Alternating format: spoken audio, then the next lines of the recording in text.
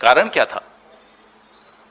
तुमने बुलाया और हम चले आए, जान हथेली पर ले आए। सच में, वाकई दिल तो हथेली पे लेकर घूम ही रहे नेतन्याहू के आसपास, जान भी हथेली पे लेकर चले गए।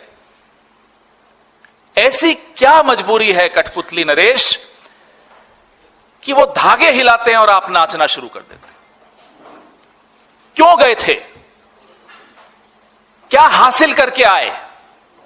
आपके आने के 48 घंटे के भीतर एक गैर कानूनी जंग इजराइल और अमेरिका ने ईरान पर छेड़ दी। गैर कानूनी, अमेरिका की कांग्रेस से कोई अप्रूव नहीं हुई है, पास नहीं हुई है, गैर कानूनी जंग है।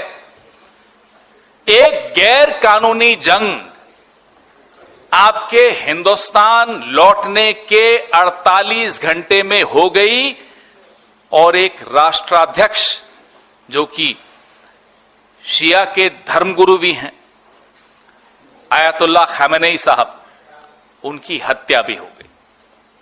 ये सब आपके इजराइल से भारत लौटने के 48 घंटे में हुआ।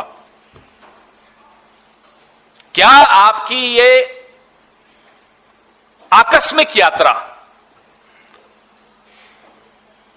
इस पूरे घटनाक्रम को लेजिटिमाइज करने के लिए थी, एक कानूनी जामा पहनाने के लिए थी, एक लोगों को कुछ और दिखाना था और अंदर कुछ और तैयारी चल रही थी इजराइल और अमेरिका की, और आप उसमें कठपुतली बन गए, सामने आ गए साहब, हां सब कुछ ठीक है, सब चंगा? ये भारत का कद है आज की तारीख में कि आपको कोई भी कठपुतली की तरह इस्तेमाल कर लेता है और आप इस्तेमाल हो जाते हो। और भारत का प्रधानमंत्री सिर्फ भारत का प्रधानमंत्री एक अकेला नरेंद्र मोदी नहीं है, पूरे भारत का प्रतिनिधित्व करता है। ये भारत की औकात बना दी, ये भारत की हैसियत बना दी प्रधानमंत्री नरेंद्र मोदी ने। दोस्तों, इस वक्त तमाम विदेशी मामलों के जानकार, तमाम पुराने राजदूत भारत के इस रवैये पर सवाल खड़े कर रहे हैं और अब मैं आपके सामने एक एक बयानात पेश करना चाहता हूं। सबसे पहले विदेशी मामलों की जानकार ब्रह्मा चेलानी का बयान आपकी स्क्रीन पर। भारत द्वारा आयोजित बहुपक्षीय अभ्यास से लौट रहे जहाज को डुबोकर वॉशिंगटन ने असल में भारत के समुद्री पड़ोस को ही युद्ध का मैदान बना दिया, जिससे सवाल उठने लगे हैं कि अपने ही इलाके में भारत की असली हैसियत क्या है। कूटनीतिक नजरिए से देखें तो यह कदम नौसैनिक मेहमान नवाजी के एक अनलिखे नियम के खिलाफ जाता है। आमतौर पर मेजबान देश के पानी से निकलते ही किसी जहाज पर हमला करना उस मेजबान के लिए अपमान माना जाता है। इससे दूसरे देशों की नौसेना को यह संदेश भी जाता है कि भारत की एक्सरसाइज में आना इस बात की गारंटी नहीं कि बाद में वे सुरक्षित रहेंगे। और सबसे बड़ी बात, इसका असर और गहरा है। प्रधानमंत्री मोदी की महासागर वाली सोच, जिसमें भारत को हिंद महासागर का पसंदीदा सुरक्षा साझेदार बनाने की बात है, इस धारणा पर टिकी हुई है कि नई दिल्ली क्षेत्र में सहयोग जुटा सकती है और स्थिरता बनाए रख सकती है। लेकिन अमेरिकी हमले ने यह छवि तोड़ दी है, क्योंकि इससे दिख गया है कि कोई दूर बैठी ताकत भारत के समुद्री इलाके में बिना तालमेल के घातक सैन्य कार्रवाई कर सकती है। और भी चिंताजनक बात यह कि हमला श्रीलंका के पास हुआ, भारत की समुद्री सीमा के ठीक दक्षिण में हुआ, वही इलाका जिसे भारत पश्चिम एशिया के युद्धों से दूर रखना चाहता है। लेकिन अब अचानक हिंद महासागर भी उसी संघर्ष का विस्तार हो गया है। पूर्व एम्बेसडर केसी सिंह का बयान आपकी स्क्रीन पर गौर फरमाएं। वो कह रहे हैं कि खामोशी कूटनीति नहीं है।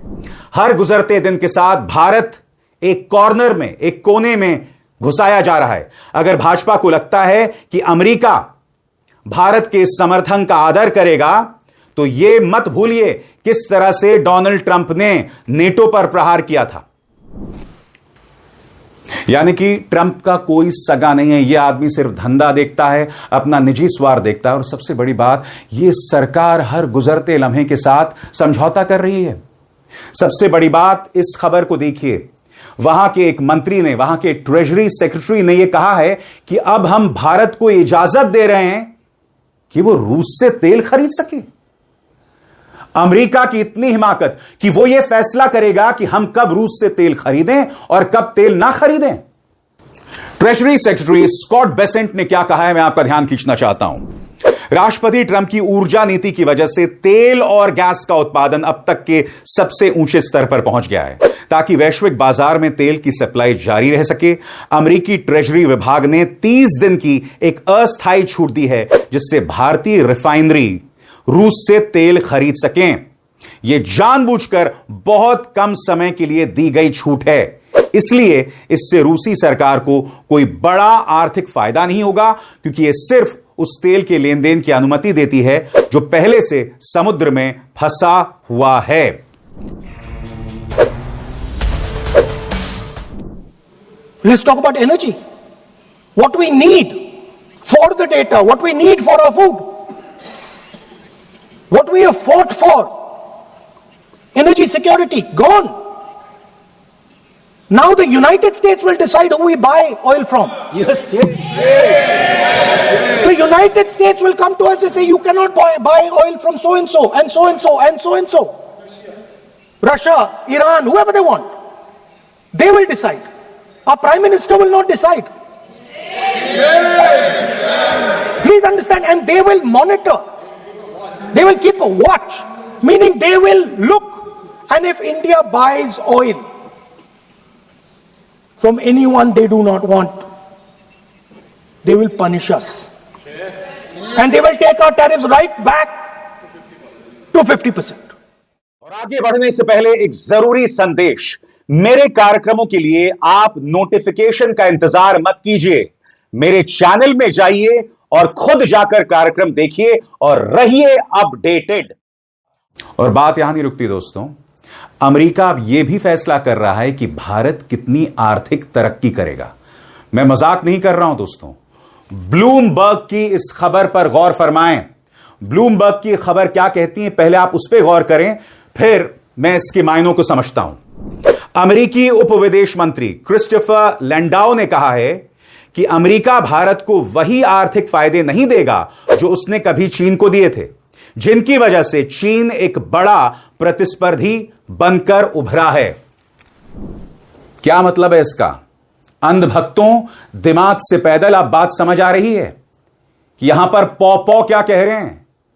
वो ये कह रहे हैं कि भारत उतनी ही तरक्की कर सकता है जितना अमेरिका चाहता है। इससे पहले मैंने आपको बताया कि रूस से हम तभी तेल खरीद सकते हैं जब अमेरिका फैसला करे। ये क्या हो रहा है दोस्तों?